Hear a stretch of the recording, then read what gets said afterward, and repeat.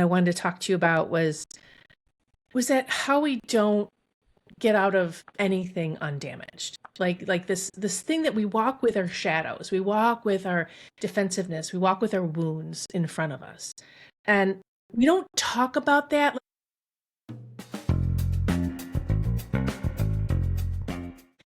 Hey, welcome to Chats with Aunt Jackie. I am here today with my good friend, Amy Blackthorn, and I'm super excited because she has just written this cool book that I got to blurb and I got to read in advance of everybody. It is one of the most beautiful, grounded, usable books on the subject of shadow work. It's amazing. It's one of the best books on shadow work I have ever read. And I know because I blurbed it. And I got to tell you, as I was reading it to review it, I had to stop what I was doing, go buy a notebook, and start doing the work. And the thing about Amy Blackthorn is she is award-winning, best-selling. She's an herbalist, aromatherapist. She's a witch. Not only that, I got to say it right. She's a witch. And she's the author of 5 books, including Blackthorn's Botanical Magic, Sacred Smoke, among many others. And I got to say, they're all on my bookshelf. They're all my keepers. And she's the founder of Blackthorn's Botanicals, a magical tea company. And she is ordained to the Order of the Golden Griffin, which I think is really cool and impressive. And she's also, like I said, most importantly, she is my friend. And she has a brand new book, like I said. It's called Blackthorn's Botanical Shadow Work, Healing Through the Dark with Plant Magic. And it comes out August 3rd. And it's also available for pre-order right now because I went and checked before we started recording the show. And Amy, I am so glad you're here. And I'm so glad that you're here and I want to chat. I got my cup of tea. I just want to talk about the fact that nobody gets out of this life or this anything that we're going through undamaged. No, and we really don't. And I gotta say, this thought process started last week. You know, as all good thought processes do, because I was in the shower and getting ready for my day. And I just started thinking about that. And I went, you know who I want to talk to about this? I want to talk to Amy about this. Because this is our jam. And not only is it like it's jam and toast, it's the whole. And so tell me, what's your take on that? So, Botanical Shadow Work is book 8. Holy cow. It's not just 5 books. I was wrong. I miscounted. It's okay. It's okay. I've been fighting for this book since March of 2020. Hell yeah. People are sitting at home and they're making sourdough and they're watching Tiger King and all the insanity just runs rampant through the social media sphere because we're all stuck at home without really a way to connect with each other and realizing how many billion-dollar industries have been created just to keep you from looking at yourself in the mirror. So it was super important to me to say, okay, how can we take the really intense experiences the entire planet is having at the same time and make it work for the people who are struggling the most, because the people struggling the most are the ones that are being targeted by these really intense companies, industries.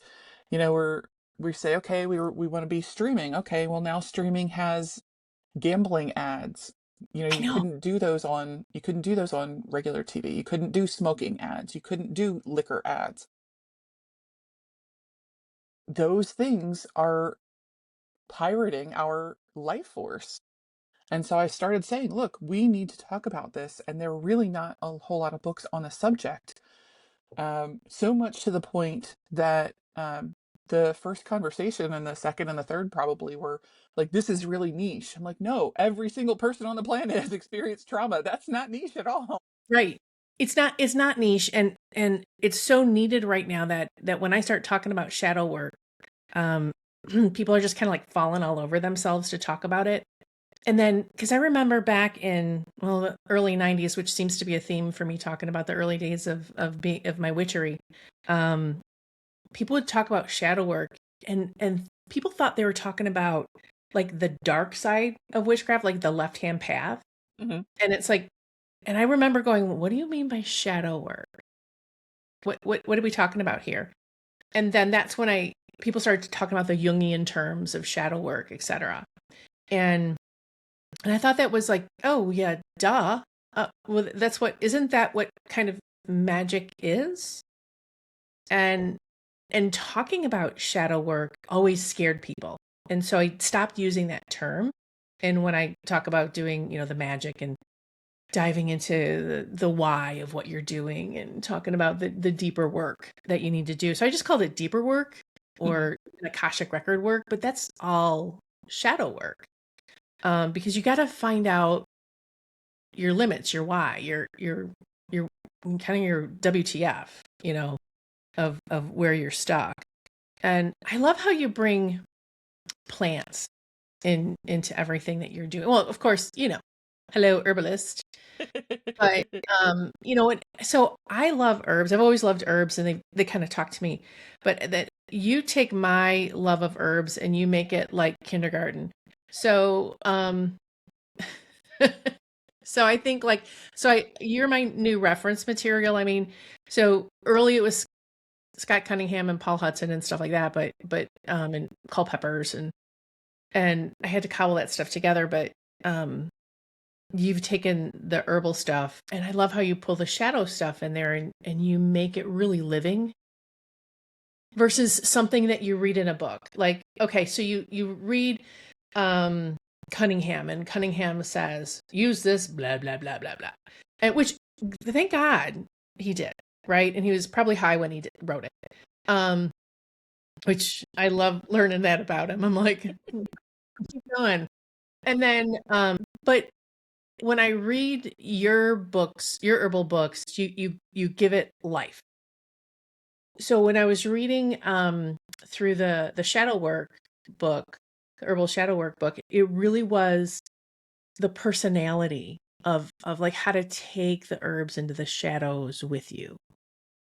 I mean, how did you develop that relationship? I mean, or was it always there? Or did you just like let's talk about that. It's a little bit of both. So I grew up in Baltimore City.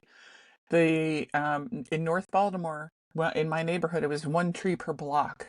It was our entire elementary school playground was blacktop and brick to make sure no one's throwing things through the fence, no one's causing problems, no one's shooting through the fence. um, Schools, thanks. Um, so just having a blank canvas of some grass and a little hideaway in the bamboo that was very poorly planted in the 70s. We're making little nests and little pirate treasure hideaways, but the plants themselves didn't really have a voice. There was a little tiny patch, probably someone planted a 4-inch pot of mint by the back door and our in the apartment where we lived. It was just like a house broken into two apartments. And so I'm like, okay, this is fantastic. This smells good. Why is this something that we're not doing anything with? And my mom's like, the ice cream that you really like, that's where that flavor comes from. Like, oh, food comes from the ground? I thought it came from the grocery store. You're in kindergarten. What do you know? So in the summer between second and third grade, we moved to the country. We moved out into the middle of nowhere, in a town so small it was named after a breed of cows. Like it's for real, real. But we had the most beautiful azaleas growing out in front of this house, and so I'm like, oh, this is so pretty. And so I sit cross-legged in front of this azalea bush. It's fuchsia. I'm enthralled by this flower, and so I brush the back of my hand across the flower to sort of feel the texture of the plant, and the flower falls out of the cup, and I'm like, oh my God, I'm gonna get in trouble. I broke a flower. And so I look in the cup, and there's a little tiny seed that is green, bright. It's the nature's first green is gold green, and it's starting to turn black. And it's like the secrets of the universe downloaded into my brain. Flowers exist to make seeds, to make plants, to make more flowers, to make more seeds. And I just feel like the entire universe opened up in my third grade brain. And I was absolutely entranced by the sheer magic that was the natural cycles of the earth. And so the next thing you know, pedaling my bike around to the neighbors, asking to do chores for handfuls of change so I can go to the grocery store and buy a window box and some soil and a 6-pack of Petunia Dreams Midnight, which is still one of my favorite smells ever. Little purple velvet fog that I've now created for myself. And you should see me pedaling with this, 10-pound bag of soil thrown over my handlebars because I'm so excited to talk to these plants, to get to know who each and every one of them are on a personal level. You'll notice when you're going through any of my books, but especially botanical shadow work, I don't use the word use. Yeah, it makes my skin crawl because it feels very taker culture. It feels like I am the person and you're not, so you have to do what I tell you. And it's like, absolutely not. This is a cooperative relationship. When I started talking to people about writing a book on shadow work, every single person went, "Oh my God, I know I need to do it, but it's so scary." Every single person, so scary, so scary. And I'm like, okay, well, how do I write a book that isn't A, scary, and B, keeps people encouraged to keep going through that material? Even though it's hard or it's difficult or it's potentially scary, how do we make sure that that relationship is honored with those plants? Okay, we're going to gamify it. We're going to make sure that you have someone to go with you. So I created each guardian to go and take you on those journeys rather than sending you off into the dark to meet a plant you've never met before. Your guardian's going to go with you. Guardian's going to take your hand and say, okay, we're doing this together. So by the time you finish botanical shadow work, you have 55 new allies that you can work with, that you feel confident talking to and creating, growing relationships with. And pun absolutely intended. I want to make sure that people feel loved and supported and nurtured by these plants. At this point in the book, I'm just your warm and friendly narrator, but I want to make sure that each person leaves the book feeling that sense of control that they didn't have before. Because I definitely didn't have that as a kid. I When I started reading it on the plane, going to a client's, and I immediately started texting you, which is probably annoying. never, never, never. And I'm like, so I just started reading your book. So cool. I'm like, oh my God, this. Oh my God, that. Oh my God, that. And you started it in the beginning with like vanilla. And I started reading it on a PDF on my phone. So I'm like, which is tiny. So I'm like blowing it up and like looking at it without my glasses, but reading it, which is hilarious. It was kind of like, here, smell this vanilla in your brain. And it was almost like subversive in its gentleness, you know. So I get what you're talking about. I was like, you taking this friend on this journey with you. And so one of the things that didn't leave my head and I wanted to talk to you about was that how we don't get out of anything undamaged. Like this thing that we walk with our shadows, we walk with our defensiveness, we walk with our wounds in front of us. And we don't talk about that. Like we talk about how we get damaged by other people, like, oh, that person's a narcissist and that person's this and that, and you hurt me with this way and you hurt me with this way. And yeah, we get hurt a lot. And maybe it's because I'm in my late 50s and I'm very reflective on my life, that I'm realizing that there is nothing in my life. And I'm at this really crazy turning point in my life. But there is nothing in my life that I have gone through without damage. Nothing. My childhood had its damage, and then my adulthood is really about mitigating that damage. And then now my daughter's an adult, and then I'm like, dude, I'm so sorry. I fucked up in so many ways. And I could have done better. And then not apologizing with defensiveness, but learning how to apologize to her without defensiveness, with going, yeah, I really could have done better. Then realizing through friendships, through relationships, through when I had a job or when I have had employees or whatever. There's nothing that I've gone through where I haven't been damaged.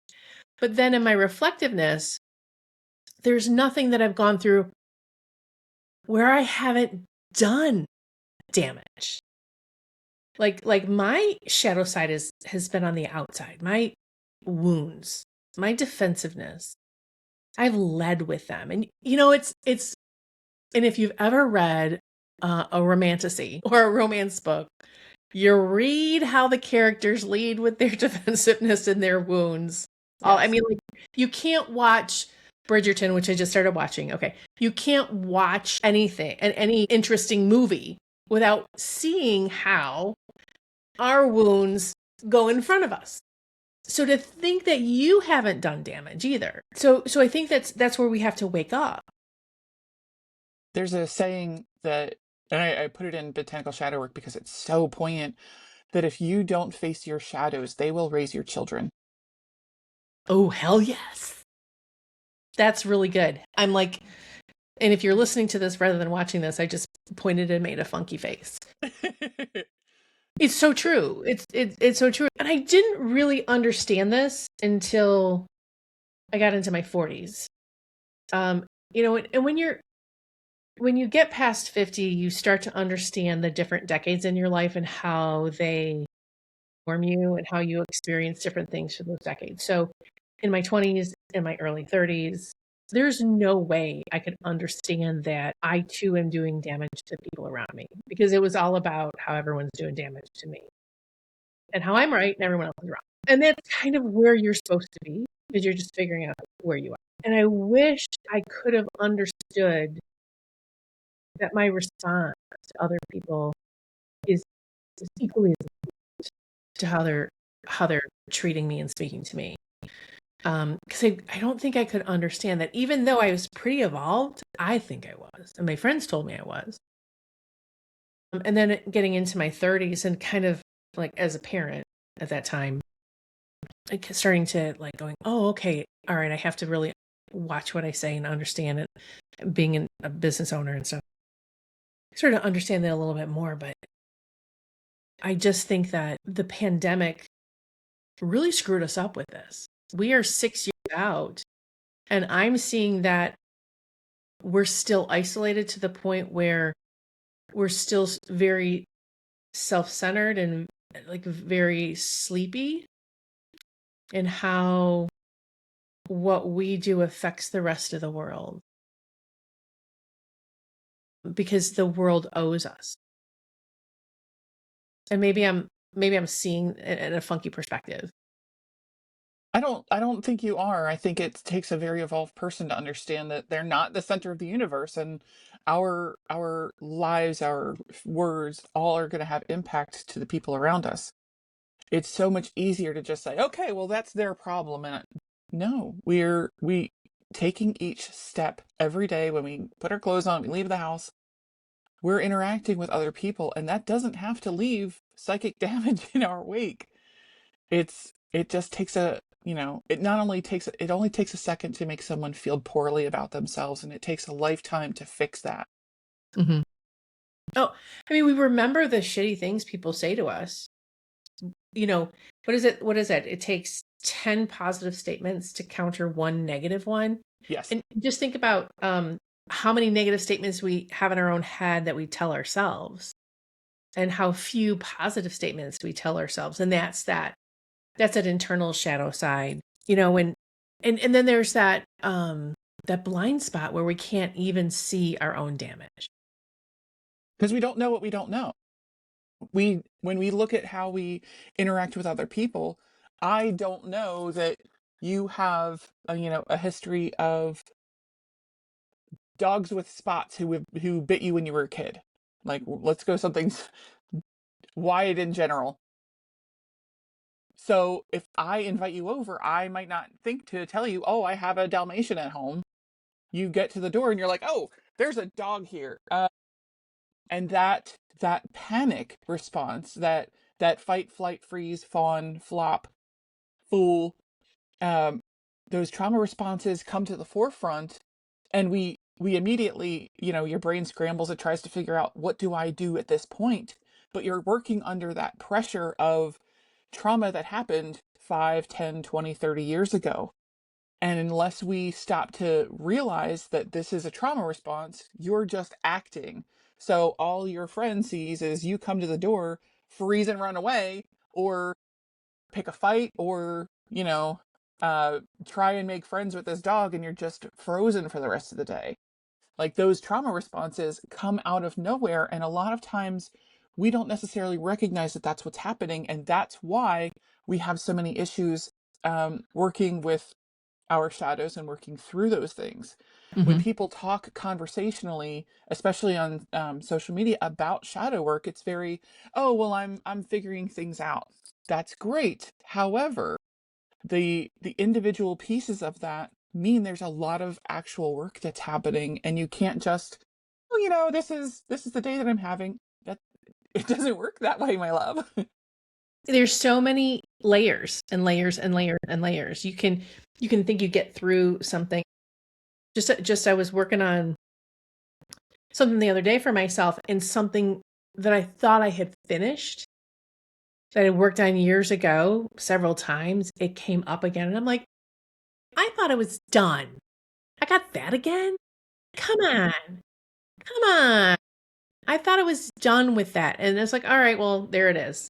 But, something that you brought up brings to mind, as I'm reading your book, um, I had an experience that I keep thinking about, which is, how do you go all the way through?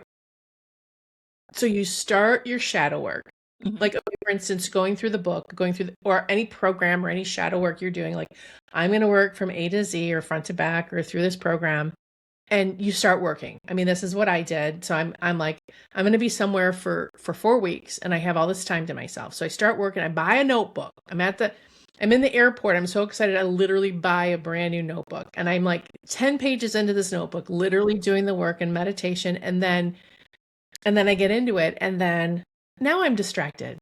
Now something else happens, and my attention is elsewhere, and I stop the work.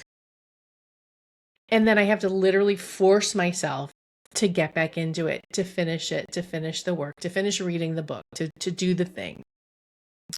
And I mean, I had to say, Jackie, you have to finish this book. You have to just don't do the work, just read the book, because you said you're going to read the book and review it. So stop doing the work, and I need to go back, and then I eventually finish the work. So how do you help someone, like, finish the work? How do they do that? How do you guide somebody through it? Oh my goodness.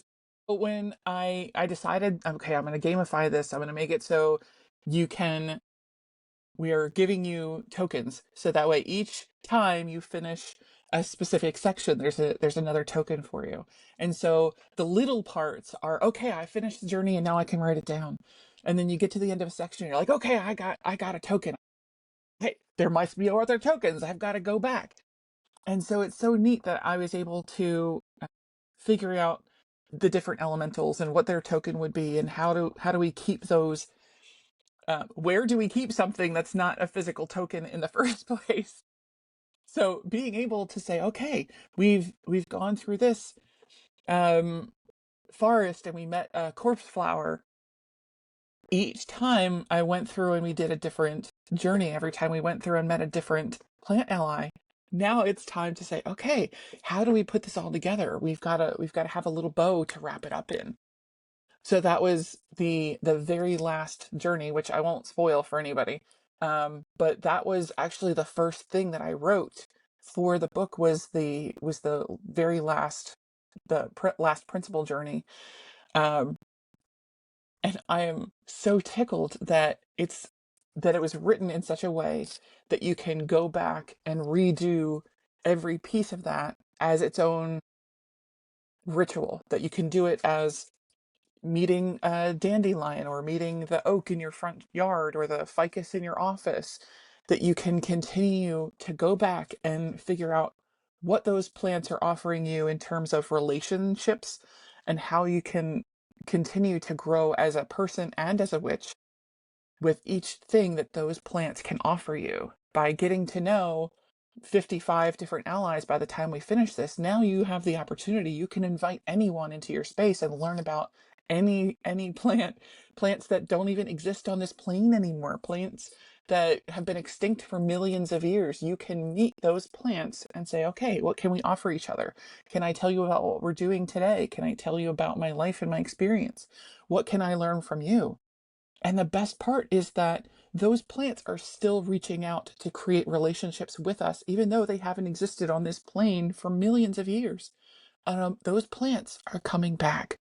So there's a plant that is so magical and incredible and amazing that it's actually on the Lyra. It's a looks sort of vaguely thistle-like, cross between a thistle and an avocado flower, or artichoke flower. So you're like, okay, what does this look? What is it doing?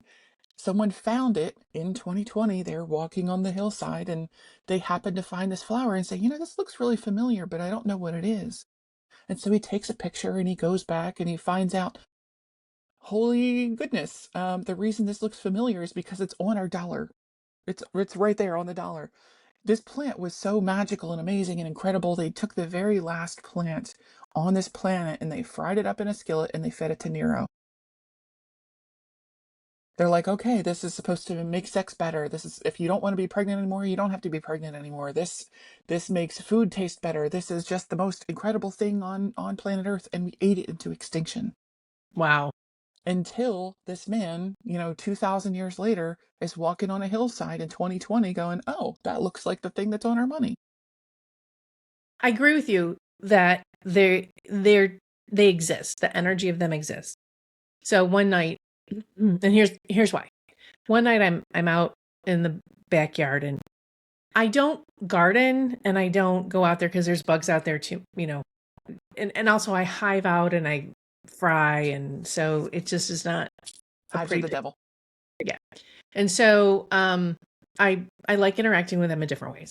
So I'm out there, I'm sitting outside at night and it's a beautiful night, and I watching this rabbit run across my yard. And I'm watching it eat some grass, and then I had like the universe just opened up my brain. And I realized, oh, I got the cycle. So I got the cycle of the herb, the animal, the whole thing is like the ashe, the energy of the earth, the plant. It exists. It evolves. It's always there. Even in that dried form, that dried grocery store form with all of its preservatives and whatever that happen. All you have to do is just kind of put it in your palm and, kind of invite it back in, and you can feel it. Even in, like in a fragrance oil, if you like honeysuckle, you cannot get honeysuckle essential oil. It doesn't, it's so volatile. The minute you pluck that honeysuckle, all of the scent of it evaporates. You cannot make honeysuckle essential. But if you have a honeysuckle fragrance oil and you call on the energy of honeysuckle, you can charge up honeysuckle fragrance oil to have the vibration of honeysuckle. And I've done this with, honeysuckle has a very short life cycle. And I've done this with honeysuckle fragrance oil and honeysuckle live on the bush, using a pendulum and going, okay, here's a honeysuckle fragrance, pendulum, not doing anything, and then here's the pendulum over the honeysuckle bush going. And then I invite in the energy of honeysuckle to the fragrance oil, and then it goes crazy. So I've done my own, very unscientific experiments, very magical experiments, because I'm curious. Am I kidding? The whole thing is like, am I making this up? Am I lying to myself? Am I making this up? So, but having that experience that evening of watching the animal eat the grass, or eat the clover, really it was clovers, and bounce on their way, and realizing that this energy literally never dies. Even if that rabbit dies and it goes back into the earth, and then it becomes the fertilizer or whatever. It never dies. It's still, that energy is still there. So that plant that you talked about, that the last one was fed to Nero, eventually Nero died, or that all that everybody who ate that plant pooped it out, and it eventually went back into the earth. I mean, so that energy is always there. All this energy is here. That's getting, pretty esoteric. So we can call on that, calling on that energy, that spirit of the plant. It's a big deal. It counts. And there is an over, I lost the word. There is Overarching? a spirit, almost like a personality of Yes, all of yes. those. Yeah. Um, and that's, so when I was building the recipes for all of the magical candles, literally it was, an invocation of all of those different energies to come together in agreement. Do you want to work together for this thing? Because as you know, you can call on patchouli or lavender. You can call on lavender to soothe, or you can call on it to aggravate. You can call on chamomile to bring calmness. You can call on it to bring energy and excitement and love.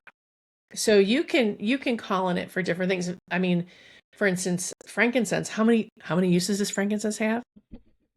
A bajillion. 1,228. So you can ask for its personality. I mean, like, for instance, I mean, I got lots of parts of my personality. I can be a very calming influence in your life, or I can be a hype girl. So, you know, exactly. So why would I just only have one personality? So again, there's all these things. So, we're kind of heading to the end of our time here, and I want to make sure that we're gonna pull in all the stuff you want to talk about. So let's talk about where people can find Amy Blackthorn. So if you'd like to work with me one-on-one, you can schedule through amyblackthorn.as.me. So Amy Blackthorn as me. The If you want to download the first 30 pages or so of any of my books, you can find those at amyblackthorn.com. I want you to know that my voice is the one you want in your head. And you can check out my TikTok, Instagram, Facebook pages. I mean, they are all Amy Blackthorn author. I try and keep everything easy to find, but the best part is, if you need books, you can check out blackthornsbotanicals.com. I want you to have the agency to say, this is definitely the voice I want in my head. As soon as we had the most recent change in president, I had a lot of people asking about Blackthorn's protection magic. The self-defense. How do I keep myself safe? How do I keep my friends and family safe? Like those things are what I want you to have the ability to have access to. So if you want to check out the first 30 pages of Blackthorn's protection magic, the minute that the first 30 pages of Blackthorn's botanical shadow work are up, I'll put those up. So we're so excited for this book, for every next project, and I have no plans on stopping writing. And one of the things about your social media is that you are not shy about sharing different protection things, whether it's magical protection or physical protection, because you are such a badass in the protection world. Thank you. In your other lives, you know what you're talking about, sister. Yes. I thought it was super interesting when I proposed for protection magic, because I just the proposal was just for a straight run-of-the-mill witchy protection book. And Judica, who is the most amazing editor, said, "Hey, this is Amy's full-time job. Amy has been in security work for over almost 2 decades. This is her real. She teaches firearm safety. She teaches self-defense for Fed-presenting people. This is her real life. Like, please allow her to talk about this too." And they said, "Absolutely." I was so worried. They were like, "This is too much," and everyone said, this is the Amy that you're going to get. No one is surprised that this is who Amy is. I love it. Hey, do you have any parting comments for anyone who's maybe afraid of shadow work? Absolutely. The part that usually takes the longest is the ability to say, okay, I'm ready to take a deep breath and look in the mirror. And that's all we're doing. There's nothing scary in the dark if you can face it. The things that you are looking at, you've already survived. You've already lived and made it through there. Picking up the book isn't going to change what happened. It's going to change how it impacts the future you. So those are the things that we really look towards the future for, the lightness that you deserve to have, not the darkness that's in your past. I love it. Because you already did it. You already survived it. That's perfect. Well, thank you everybody for listening. This is Chats with Aunt Jackie, and subscribe, like wherever you are, whether you're on YouTube or Spotify or Apple Podcasts. And you can find me on auntjackie.com. You can find me on all the socials and Jackie Smith. Just look for my face. It's The best face. it's there's a lot of Jackie Smiths out here, but my face is on those. I'm on most of the socials, but not the thing that's X, and I don't think I'm on TikTok right now. But You definitely should. It's a lot of fun. It's it definitely and I got a lot of videos. I need to put them on TikTok, but it's just like I'm a one woman show again. I used to have a team, and I'm a woman on her. I got, what do I call myself? I'm independent. yes. So so I'm just, picking a thing at a time. So, but this is fun. I am loving doing this podcast. It's weird doing a solo podcast, but having guests on is a lot of fun, and it goes so fast when I have guests on. So thank you so much, Amy. And You should, you you should know what? definitely come on my podcast. We're gonna Yes, do this hell again. yes. And then also we need to just actually chat offline too, because Yes. It will be this amazing. went so fast. All right. I miss Mwah. your face. I love your face. I'll talk to you soon. Bye. All right, everybody. Have a great time, and I'll see you next time on Chats with Aunt Jackie.